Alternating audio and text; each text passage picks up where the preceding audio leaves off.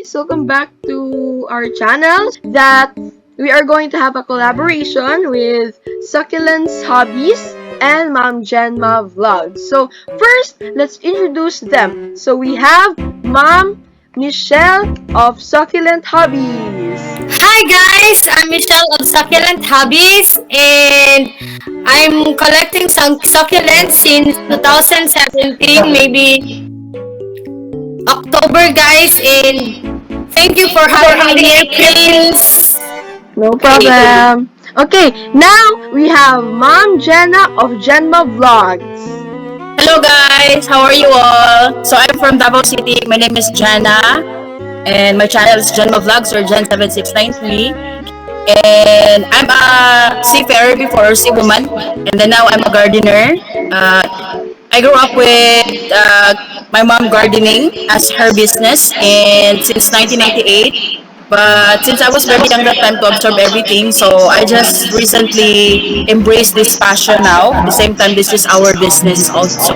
So I hope you will like our video and our collab. Thank you. Okay, guys, if you're wondering why we did our collab or collaboration, we are going to be answering frequently asked questions about taking care of succulents. So, what will be our process? So, it will be 4 questions each of us. So, 4 questions of mine, 4 questions for Mom Michelle, and 4 questions for Mom JenMa Vlogs. Okay, are you ready? Are you ready, Mom? Are you ready, Mom JenMa? Yes. Okay, so for you, Mom Michelle. So our first question is, how to increase success rate of propagating succulents? Well, sa way ko ng pagpropagate, Prince, is just like cuttings. If gamitin natin yung cuttings way, kailangan before ka mag-cut ng yung mga succulents is wag ka munang mag-delay ng 5 days.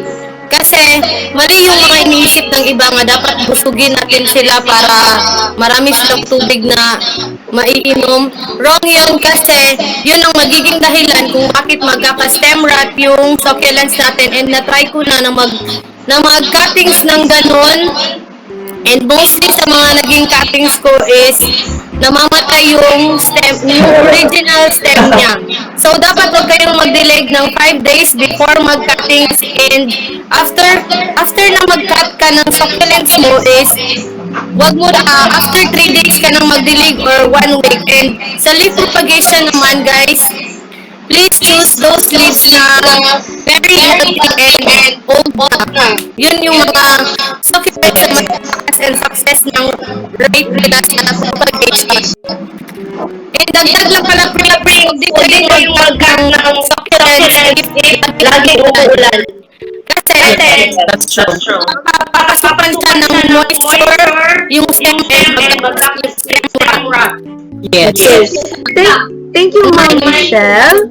So, disclaimer, I believe that this is all from our experiences and not article-based or in the internet-based. This is all from our experience. So, these questions also are from some of the groups of cactus and succulents collectors, something like that. So, next question for Mom Jenna. Okay. Yes. How to in your experience, I know you have experience already, how to properly apply NutriCoat or Osmocoat, and which is better? Actually, I don't really know about that. Is that a fertilizer or Fertilizer something? po. Fertilizer. Because based on my experience, my mom, since she's a gardener for like since 1998, she rarely uses fertilizer because she believes that it depends on taking care of the plants. So her secret is about the soil mixture.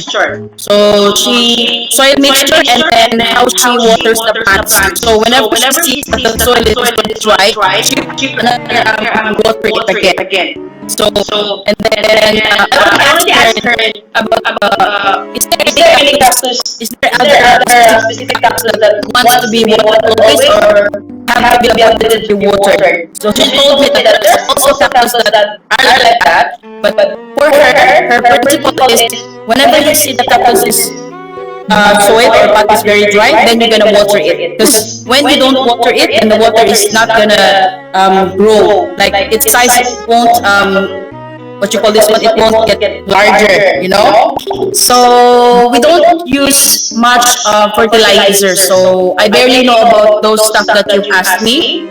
Because our only secret is the soil mixture. So we use coco peat, we use carbonized rice hull and a rice hull and also a standalone.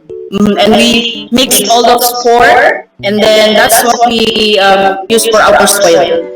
But my mom told me that the cactus will gonna be like fatter, you know, if you will put more of coco peat, because the coco peat is the one that absorbs moisture, and then the rice hull is the one that's gonna fill the space in the pot, and then the standalone is like the base soil of the cactus, and then the carbonized rice hull is the one that's gonna give nutrients or like a vitamins for the plant. So those are just our based on my mom's experience, like 20 years experience in gardening. So that's her main like foundation in her success in growing a cactus.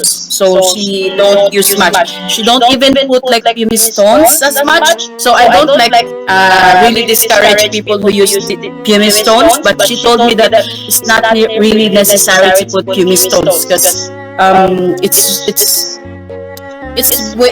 will survive even without the pumice stones anyway. Okay. So sorry if I couldn't answer much about the only thing that you've asked me. Okay, no problem, ma'am. So, for me, the question, okay, what is the watering method of succulents? So, I have two bases, but one thing for me that is really effective is the normal process that we use, something like watering can or watering bottle. Okay, because for me, I really don't use the ice cube method. Okay. Yeah, I saw your video. Yeah. Yes po. I really don't use the ice cube method because considering the fact that we have the water cycle, the evaporation, something like that. So the process for me is the usual. It's watering can or it's the watering bottle. So yeah, that is my answer. Okay, Ma'am Michelle, it's your turn. Yes, my turn. Okay. This is from a friend of mine. Pag ako ay nagpo-propagate, tapos merong new roots, may new roots na, bakit parang nalalaya o umiitim? Well, yung ganyang mga situation, Prince, hindi natin controllable yan kasi may mga leaf propagation talaga na hindi nagta-success. And may mga succulents din na kailangan nating piliin like rose cabbage.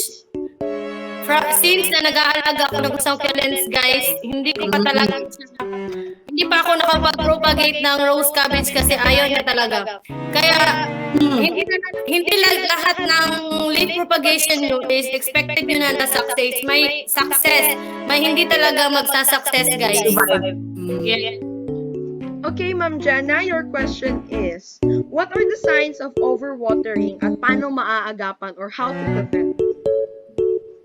So overwatering is when you will see that the succulents is slowly getting rotten. So you're just gonna observe it that the leaves are not really slowly tawag dyan? When you see that the leaves of the succulents is not looking healthy, fleshy, then you need to lessen your watering time to the succulents. So it's very easy. If you see that the cactus doesn't look healthy, then maybe there's something wrong with what you're doing. You need to maybe adjust it. Okay, so it's my turn na. Anong kaibahan ng topsy-turvy sa cubic frost? So, I have topsy-turvy also and a cubic frost. Sa topsy-turvy, manipis or thin ang kanyang leaves and something like pointy, while in the cubic frost, it's flat but it has something like U-shaped leaf and not pointy, difference of topsy-turvy, different from topsy-turvy and cubic frost. So that's my answer. Okay, Ma Michelle. Yes. Hello po. This is from Succulent Republic na group. Someone asked, hello po. Super mushy ang Monroe ko po. It's been 2 days since na-receive ko kay seller. Ano po pwede gawin? I don't have Monroe yet, but let's just apply this to other succulents. If matchy yung Monroe mo and ilang 2 weeks ba niya na-receive 2 prints? days. 2 days? Air dry mo, is this a K-pop? Yes, K-pop po, Monroe. Oh my God, I don't have experience yet about K-pop that more, but if ever na mashi yung succulents nyo and pagka-receive nyo, just like nababasa ko sa mga group guys, paarawan nyo lang siya ng morning sun from sunrise to 8 a.m. and pwede nyo ring i-extend to 9 a.m. para makareceive siya ng araw. And sa nababasa ko kasi, ang araw yung nag-trigger sa mga succulents natin para gumawa ng bagong roots. So, para mag-survive siya and mabuhay natin yung mga succulents natin. But never water, guys. Okay, that's all. Oh my goodness. Okay, Ma'am Jenna. When is the right time to behead your succulents or to hugot? So, I think it's when it's rainy season. So, just best to avoid cutting or opening the flesh of the cactus or succulent because the rain is gonna damage it. It's gonna rot the plant. Okay po. Okay, it's my turn. So, is water therapy good for succulents? So, I don't have much experience with water therapy, but I've seen in some accounts that water therapy is good for enhancing the establishment of root system, especially when you have rooting hormones mixed with the water. So, yeah. So, you're gonna hydroponics it or Yeah, something like that. Something like that, water therapy. Okay. So, you're gonna soak the roots with the Yes. Water. Yes. Okay. Ate Michelle, Ma'am Michelle. Okay. Yeah. Should you do bottom watering? Yes. But ginagawa ko lang sa di ba pag nakikita niyo yung mga succulents nyo na ano bang tawag doon? Nag-wrinkled yung mga Dehydrated. Bottom leaves. Ginagawa ko lang siya paminsan-minsan sa mga succulents ko na uhaw talaga. Kasi pag nakikita ko yung succulents ko na wrinkled yung bottom leaves, tapos winater mo siya and wala pa ring effect yung watering mo sa kanya. So, doon na yung time na i-bottom watering ko siya and it's effective prints for me. Yeah, I also have experience with bottom watering. So far, it's so good. Okay, Ma'am Jenna, your last question. How long does it take to propagate a succulent? How long does it take to propagate the cactus? A succulent. It depends on the variety because some just grow its offspring like a week or 2 weeks. So it really depends on the kind of the cactus because not all of them are the same.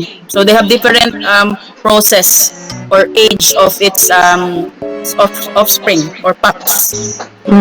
Okay, it's my turn. It's up to the way you're gonna propagate them. So for example, you're gonna do hydroponics. So it's gonna or grafting. So when you do grafting, so you will propagate the cactus like 10 times more faster than just putting it on the soil.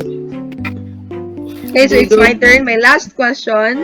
So, how to enhance root growth? So, in my experience, in my account, I have many various ways to enhance root growth.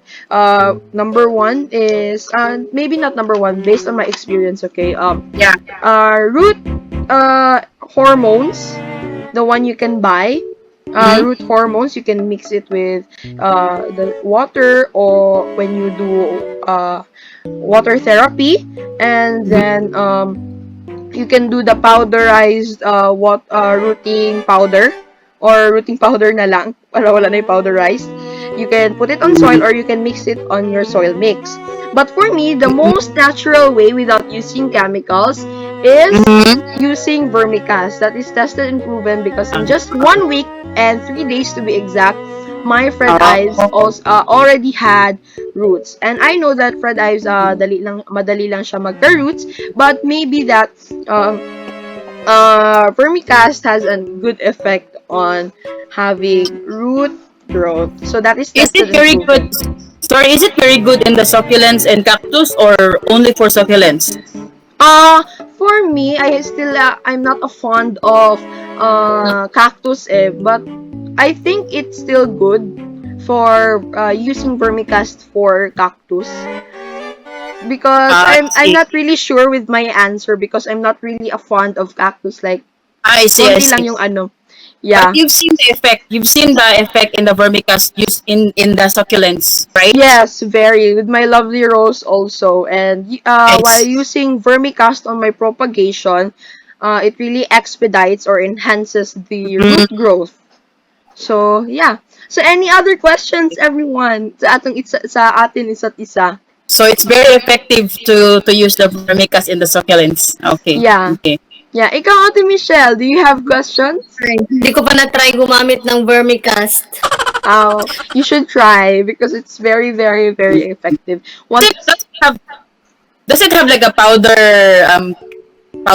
form, or is it in a liquid form, or vermicast is granules? yung Soil. poop ng worm. Poop ng Yes. worm. I And it's see. not Okay. liquid form. It's poop ng worm from African night crawler. Yeah. I That's see. yeah. And then Yan yun. ang ginagamit nila, ma'am, na fertilizer.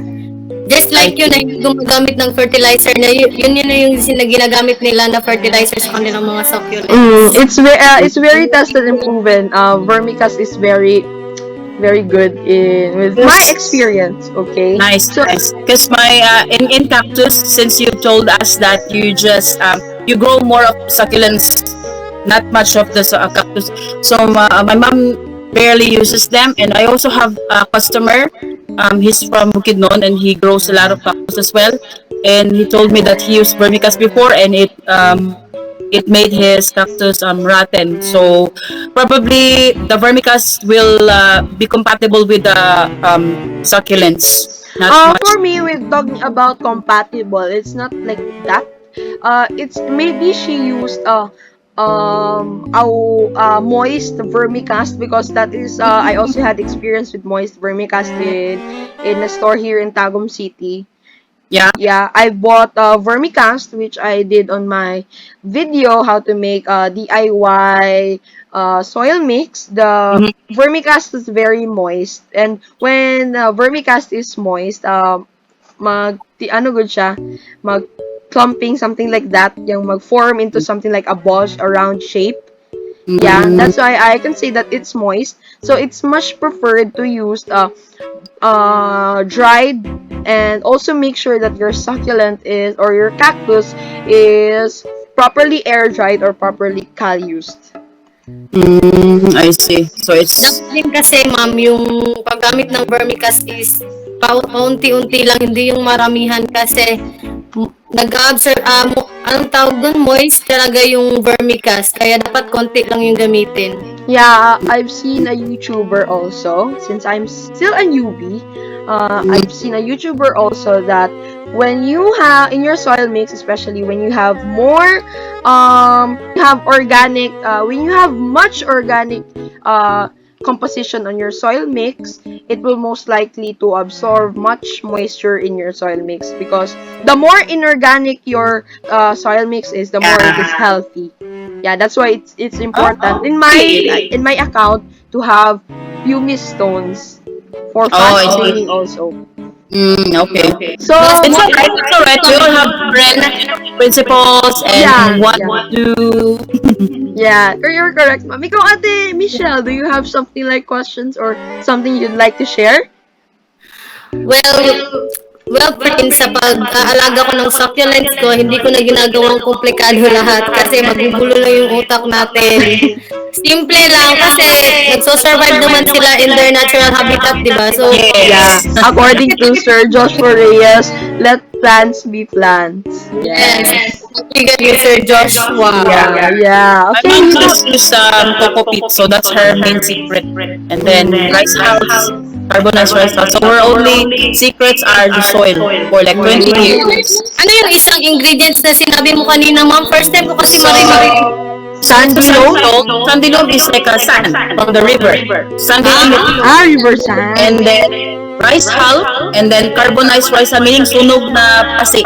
If sa Bisaya pa. And then akupapit or bunot. So bunot comes from a coconut husk that they powderize. Yung carbonized rice, ma'am, yung buo pa or yung pino na? Pino na. Ah, okay. Madami So when you ask the vendors or the merchants about it, you just tell them, I want a sunog. So they know already the sunog. Or pasik. Pasik is the yellow husk of the rice. You know? Ako naman yung ginagamit ko sa soil mix ko, ano lang, gumagamit ako ng pumice, ma'am, kasi yun yung mga sinasabi, so gaya-gaya. Oh, Alam mo, gaya-gaya gani. one part pumice yung gamit ko and one part broken clay pots. And 2 parts of humus. Yun lang kasi yung available kaya yun lang yung ginagamit ko. Okay, some people, I see it. Go. Super ganda naman yung effect nun sa akin kasi sa nakikita ko sa mga succulents ko, gumaganda talaga sila. Vermicast is poop ng worm, while humus is rotten Mga leaves, something like that. Mga peelings of fruit, something like that. So, disclaimer again, as what I've said earlier, that is the difference of vermicast and humus. Because the importance of humus also is to have aeration on in the bottom of your soil para makahinga yung roots. So that's all, guys. Do you have any questions or more? So, none so far. Thank you. Ikaw, Ate Michelle. I hope you enjoyed the video. Yeah. Yay, So, thank guys, you. thank you for watching our video. So make sure to like and subscribe in our channel, Succulents by Prince, Succulent Hobbies, and JenMa Vlogs. So I will put the links in the description below. So I hope you will subscribe to our channel. Hope you enjoyed and I hope you learned something new in our video. See you in the next vlog. Bye. Thank you very much, Prince. Thank you, Michelle. Bye, everyone. Bye. God bless.